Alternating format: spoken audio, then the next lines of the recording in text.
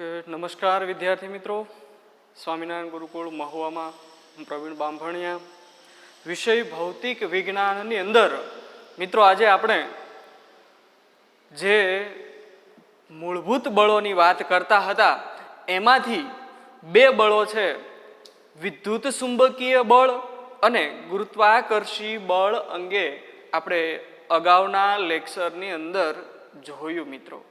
હવે આપણે બીજા જે બળો છે, બે મૂળભૂત બળો, આ બે બળોની વાત આપણે કરીએ તો અગાઉ આપણે ગુરુત્વાકર્ષી બળ અને વિદ્યુત ચુંબકીય બળની માહિતી મેળવી. હવે ત્રીજું જે મૂળભૂત બળ છે એ સ્ટ્રોંગ ન્યુક્લિયર બળ. ઓકે, સ્ટ્રોંગ ન્યુક્લિયર બળ એ કેવી રીતે લાગે છે, કેટલા અંતર સુધી લાગે છે, કયા નિયમને અનુરૂપ એ લાગે છે. તો મિત્રો આપણે જોઈએ કે સામાન્ય રીતે ન્યુક્લિયસ એ કેવી રીતે બનેલું હોય. સામાન્ય ન્યુક્લિયસની અંદર આ બળ લાગતું હોય તો ન્યુક્લિયસમાં કોઈ પણ પરમાણુના ન્યુક્લિયસમાં જોઈએ કે કોઈ પરમાણુના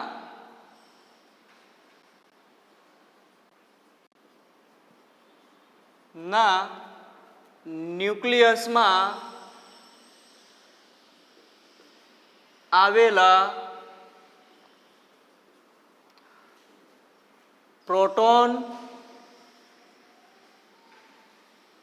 તથા વિદ્યુતીય તટસ્થ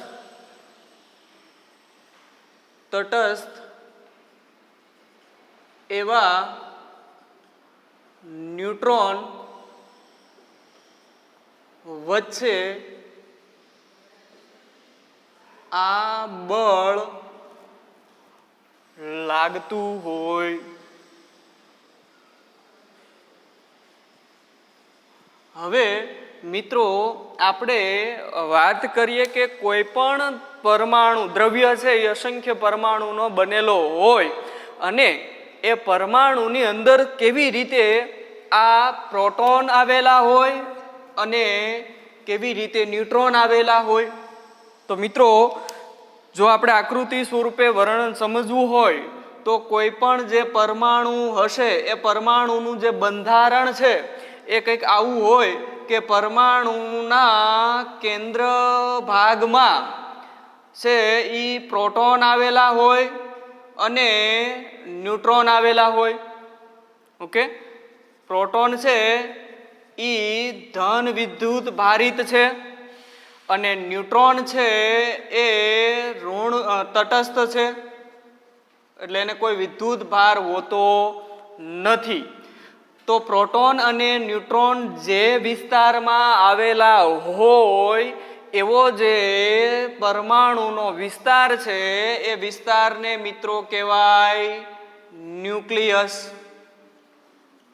ઓકે, કે જેમાં શું આવેલું હોય છે, પ્રોટોન અને ન્યુટ્રોન આવેલા હોય.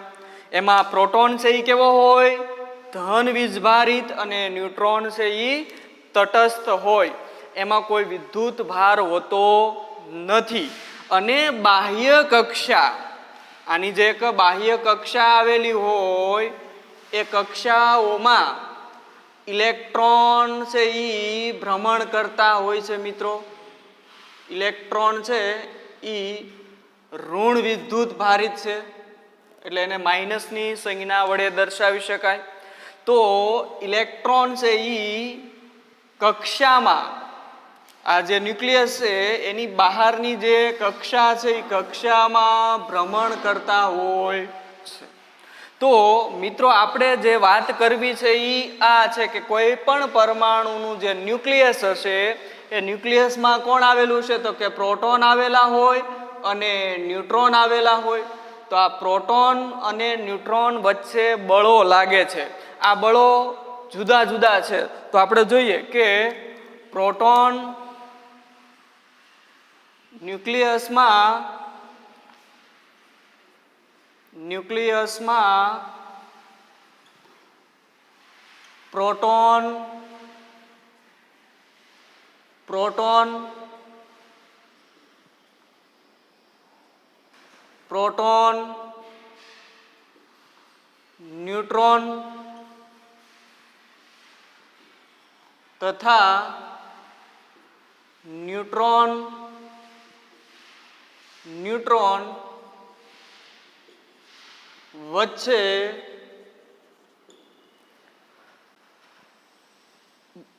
વિદ્યુત બળ લાગે, વચ્ચે અપાકર્ષી બળ લાગે છે. ઓકે, આ જે બળ છે એ કેવું હશે? અપાકર્ષી હશે. શા માટે અપાકર્ષી પ્રકારનું હશે મિત્રો? તો આપણે અગાઉ કુલંબના નિયમ મુજબ જોયું કે કુલંબના નિયમ મુજબ વિદ્યુત ભારો વચ્ચે આકર્ષી કે અપાકર્ષી બળ લાગે, જેમાં બે ધન વિદ્યુત ભારો વચ્ચે અપાકર્ષી તથા ધન અને ઋણ વિદ્યુત ભારો વચ્ચે આકર્ષી બળ લાગે. ઓકે, આપણે વાત કરી કે અહીં ન્યુક્લિયસમાં કોની વચ્ચે બળો લાગે. તો આપણે વાત કરી કે ભાઈ પ્રોટોન અને પ્રોટોન વચ્ચે બળ લાગે. તો પ્રોટોન છે એ કેવો છે? તો કે ધન વિદ્યુત ભારિત છે અને આ પણ ધન વિદ્યુત ભારિત છે. તો બંને પ્રોટોન ધન વિદ્યુત ભારિત હોય તો આપણે અહીંયા વાત કરી કે જો બે ધન વિદ્યુત ભારો હોય તો તેમની વચ્ચે કયું બળ લાગે? અપાકર્ષી પ્રકારનું બળ લાગે. તો મિત્રો અહીં પ્રોટોન અને બીજો એક પ્રોટોન છે એમની વચ્ચે જે બળ લાગશે એ અપાકર્ષી પ્રકારનું લાગશે. હવે બીજી વાત કે પ્રોટોન અને ન્યુટ્રોન વચ્ચે પણ બળ લાગે, પણ આ બળ પણ અપાકર્ષી પ્રકારનું હોય. અહીં ભલે ન્યુટ્રોન વિદ્યુતીય તટસ્થ છે પણ એમની વચ્ચે બળ લાગે તથા ન્યુટ્રોન વચ્ચે પણ બળ લાગે. તો એ કેવું હશે? અપાકર્ષી પ્રકારનું હોય છે. તો આપણે વાત કરી કે જો બે ધન વિદ્યુત ભારો હોય કે બે ઋણ વિદ્યુત ભારો હોય તો એમની વચ્ચે અહીંયા આપણે શબ્દ એક એ પણ વાપરવો પડે કે બે ધન કે ઋણ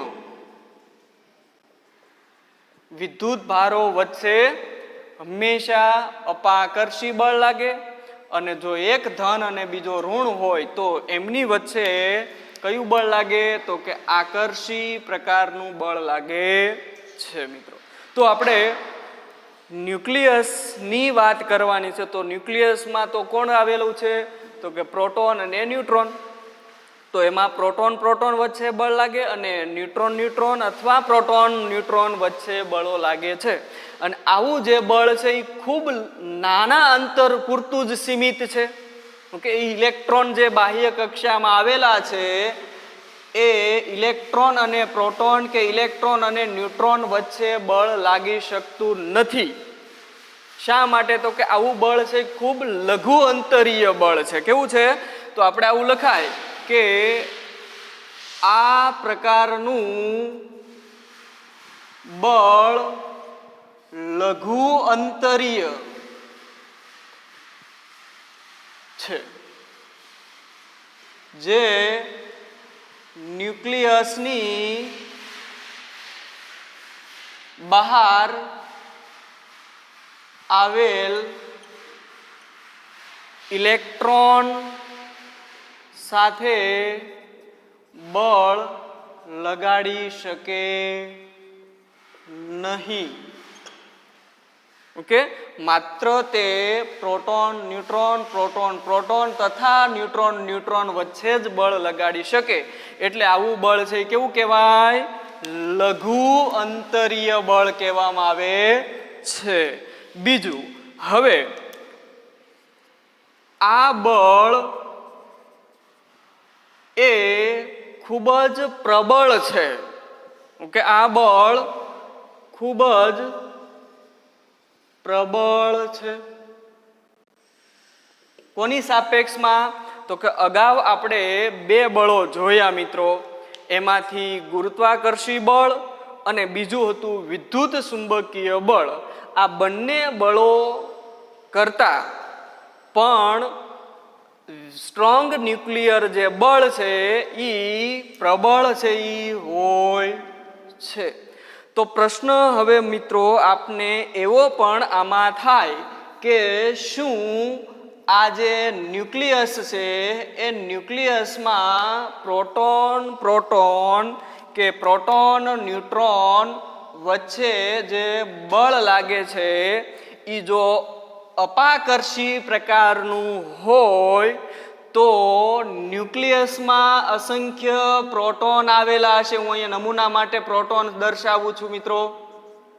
ઓકે, આ પ્રોટોન તથા ન્યુટ્રોન પણ આવેલા હોય, પણ એ વિદ્યુતની દ્રષ્ટિએ કેવા હોય? તટસ્થ હોય. એના પર કોઈ વિદ્યુત ભારો આવેલા હોય નહીં. ઓકે, એટલે આ ન્યુટ્રોન છે દાખલા તરીકે. હવે મિત્રો પ્રશ્ન અહીંયા એવો થાય કે જો ન્યુક્લિયસમાં પ્રોટોન આવેલા હોય, ઓકે, ન્યુક્લિયસમાં જો પ્રોટોન આવેલા હોય તો એમની વચ્ચે એટલે કે પ્રોટોન પ્રોટોન વચ્ચે અપાકર્ષી બળ લાગે. અને અપાકર્ષી બળ લાગે તો મિત્રો ન્યુક્લિયસમાંથી પ્રોટોન ક્યાં છટકીને બહાર આવે? તો કે ન્યુક્લિયસની બહાર આવે. અને બહાર આવી જાય તો એમની વચ્ચે હવે જે બળ છે એ આપણે વાત કરી કે પ્રબળ હોવું જોઈએ, એની જગ્યાએ ખૂબ જ નબળું બનતું જાય. તો આપણો આ સિદ્ધાંત કે આપણે જે વાક્ય લખ્યું કે આ બળ ખૂબ પ્રબળ હોય, એ પ્રબળતા શું થાય? જેમ જેમ પ્રોટોન પ્રોટોન વચ્ચે બળ લાગે એમ બે પ્રોટોન છે એ એકબીજાથી કેવા થતા જાય? દૂર જતા જાય. તો એવા સંજોગોમાં એમની વચ્ચેનું અંતર વધે. અને અંતર વધે તો આપણને ખબર છે કે અંતર સાથે વર્ગના વ્યસ્ત પ્રમાણમાં બળ સંબંધ ધરાવે. એટલે અંતર વધે તો બળ ઘટે.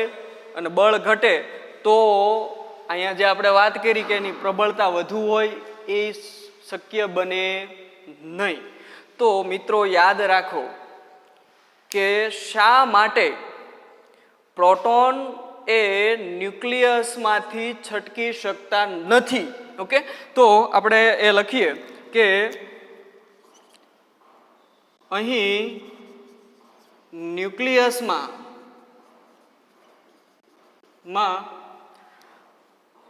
પ્રોટોન પ્રોટોન તથા પ્રોટોન ન્યુટ્રોન વચ્ચે લાગતું બળ અપાકર્ષી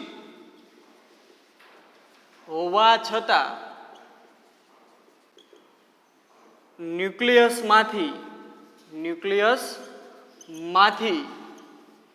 પ્રોટોન બહાર આવી શકતા નથી. તેનું કારણ આપણે સમજીએ તો હું પહેલા તમને લખું પછી પહેલા સમજીએ કે મિત્રો જ્યારે ન્યુક્લિયસમાં પ્રોટોન પ્રોટોન પ્રોટોન ન્યુટ્રોન કે ન્યુટ્રોન ન્યુટ્રોન વચ્ચે જ્યારે બળ લાગે, ઓકે, માની લો કે એક પ્રોટોન હોય અને એક બીજો પ્રોટોન આ ન્યુક્લિયસમાં આવેલા છે, એટલે એની વચ્ચે બળ લાગે. આ બળ કેવું લાગશે મિત્રો? તો કે શરૂઆતમાં કુલંબના નિયમ અનુસાર જો બે વિદ્યુત ભારો ધન હોય કે બે વિદ્યુત ભારો ઋણ હોય તો એમની વચ્ચે અપાકર્ષી બળ લાગે. ઓકે, અપાકર્ષી બળ લાગે. પણ હવે અપાકર્ષી બળ લાગે તો શું થવાનું? તો કે આ બંને પ્રોટોન છે ઈ એકબીજાથી કેવા જવાના? દૂર જવાના. દૂર જાય તો અંતર વધે. કેટલું અંતર વધે? તો કે અહીં કન્ડિશન એવી છે મિત્રો કે જો આ બે પ્રોટોન પ્રોટોન વચ્ચેનું અંતર 0.8 FM, FM નો મતલબ થાય ફર્મી. Okay, fermi metre. એક ફર્મી બરાબર થાય 10⁻⁻15 મીટર્સ. તો ફેમ્ટોમીટર એને કહેવામાં આવે. તો જો અંતર 0.8 FM ફર્મી મીટર કરતા વધારે હોય, ઓકે, અંતર કેવું હોય? 0.8 ફર્મી મીટર કરતા વધુ અંતર હોય તો એવા સંજોગોમાં, ઓકે, કરતા વધુ અંતર માટે બળ આકર્ષી પ્રકારનું હોય.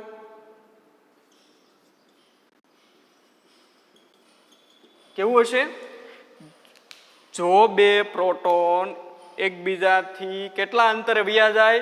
તો કે 0.8 ફર્મી મીટર કરતા વધારે અંતરે જો વયા જાય તો ત્યારે એ બંને પ્રોટોન વચ્ચે કેવું બળ લાગે? આકર્ષી પ્રકારનું લાગે. એટલે એ બે પ્રોટોન શું કરે? પાછા નજીક આવે. અને જો બે પ્રોટોન એટલા નજીક આવી જાય કે એનું અંતર 0.8 FM કરતા ઓછું હોય તો એવા સંજોગોમાં તો ત્યારે અપાકર્ષી બળ લાગે. કેવું બળ લાગે? ફરી વખત આપણે સમજી લઈએ કે જો બે પ્રોટોન એકબીજાથી કેટલા અંતરે હોય? 0.8 ફર્મી મીટર જેટલા અંતરે હોય તો એમની વચ્ચે કયું બળ લાગે? તો કે અપાકર્ષી બળ લાગે. અપાકર્ષી બળ થાય એટલે શું થાય? બંને પ્રોટોન દૂર જાય. દૂર જાય, કેટલા સુધી દૂર જાય? તો કે 0.8 ફર્મી મીટર કરતા વધારે અંતરે એકબીજા દૂર ખસેડાય એટલે વળી પાછું કયું બળ લાગવા માંડે? તો કે આકર્ષી પ્રકારનું બળ લાગવા માંડે એટલે પાછા નજીક આવે. આમ પરમાણુના ન્યુક્લિયસમાં પ્રોટોન પ્રોટોન કે પ્રોટોન ન્યુટ્રોન કે ન્યુટ્રોન ન્યુટ્રોન વચ્ચે આકર્ષી તથા અપાકર્ષી એમ બંને પ્રકારનું બળ લાગતું હોય છે મિત્રો. એટલે જ પરમાણુના ન્યુક્લિયસમાંથી બે પ્રોટોન કે ન્યુટ્રોન એ બહાર છે એ છટકી શકતા નથી.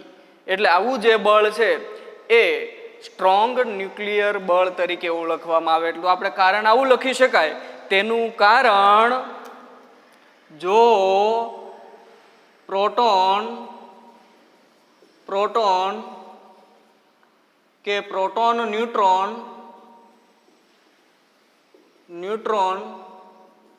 વચ્ચે અંતર કેટલું હોય?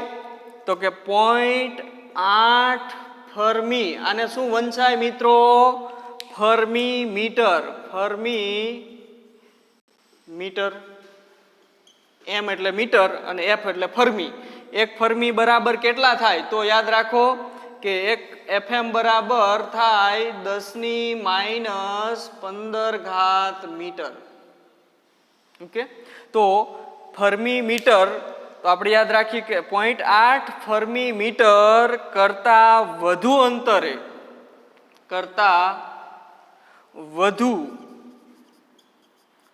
અંતરે તે આકર્ષી પ્રકારનું અને 0.8 FM ઓકે 0.8 ફર્મી મીટર કરતા ઓછા અંતરે અપાકર્ષી પ્રકારનું હોય. ફરી વખત આપણે અહીંયા વાત કરી કે ન્યુક્લિયસમાં પ્રોટોન કે ન્યુટ્રોન કાયમી માટે શા માટે જકડાયેલા જ રહે છે, બહાર છટકી શકતા નથી? તો એનું કારણ આપણે વાત કરી કે એનું આ જે કન્ડિશન છે 0.8 FM કરતાં વધુ અંતર હોય તો આકર્ષી બની જાય અને 0.8 mm કરતાં ઓછું અંતર હોય તો પાછું અપાકર્ષી બળ લાગે એટલે ધનકેલાઈને દૂર જશે, નજીક આવે. આવી રીતે ન્યુક્લિયસમાં પ્રોટોન છે એ રહેલા હોય છે મિત્રો. તો આપણે આ સ્ટ્રોંગ ન્યુક્લિયર બળ અંગેની વાત કરી મિત્રો, જેમાં પ્રોટોન ન્યુટ્રોન તથા ન્યુટ્રોન વચ્ચે બળો લાગે ત્યારે આવું જે બળ છે એ ખૂબ જ પ્રબળ હોય છે અને પ્રબળતાના લીધે એ આપણે એનો સૂક્ષ્મ સ્તરે જેને ક્વોન્ટમ ફિઝિક્સ તરીકે ઓળખીએ એનો અભ્યાસ એમાં કરવામાં આવે. બીજું, અત્યારે પ્રયોગો દ્વારા હાલમાં પ્રયોગ વડે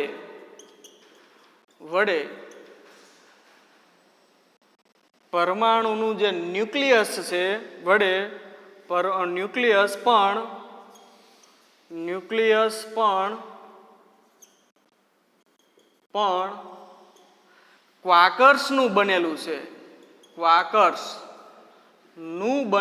છે. તેથી મૂળભૂત બળ, નાનામાં નાનું જો આપણે સૂક્ષ્મ સ્તરે મૂળભૂત બળ એ ક્વાકર્સ બળ છે અને જેનો વિસ્તૃત છે એ અભ્યાસ આપણને ક્વોન્ટમ શાખા ભૌતિક વિજ્ઞાનની છે એની અંદર આ ક્વાકર્સ બળોનો ઉલ્લેખ છે એ કરવામાં આવે છે. તો આ પરમાણુનું જે ન્યુક્લિયસ છે એ પણ શેનું બનેલું છે? તો કે ક્વાકર્સનું બનેલું છે. અને મિત્રો યાદ રાખો કે આવા ક્વાકર્સ પણ કુલ 6 પ્રકારના છે. એમાં જો વાત કરવી હોય તો એ ક્વાકર્સ છે એ અપ ક્વાકર્સ, ડાઉન છે, ટોપ, બોટમ, ઓકે, સ્ટ્રેન્જ અને ચાર્મ. આમ કુલ 6 પ્રકારના ક્વાકર્સ છે. Top, bottom, up, down, okay, strange, charm. આ 6 પ્રકારના ક્વાકર્સ છે એ સંયુક્ત આવેલા છે. ક્યારે એકલો આપણને ક્વાકર્સ મળી આવે નહીં, હંમેશા એ જોડમાં હોય. જો અપ હોય તો એની સાથે ડાઉન હોય, ટોપ હોય તો એમની સાથે બોટમ ક્વાકર્સ હોય અને સ્ટ્રેન્જ હોય તો એમની સાથે ચાર્મ ક્વાકર્સ આવેલા હોય છે. તો આવી રીતે આપણે સૂક્ષ્મ સ્તરે જઈને જે બળો લાગે છે એ બળોનો અભ્યાસ જે છે એ ક્વોન્ટમ મિકેનિક્સની અંદર કરવામાં આવે અને આવું જે બળ છે એને નામ આપ્યું મિત્રો સ્ટ્રોંગ ન્યુક્લિયર બળ. તો આપણે સ્ટ્રોંગ ન્યુક્લિયર બળ જોયું.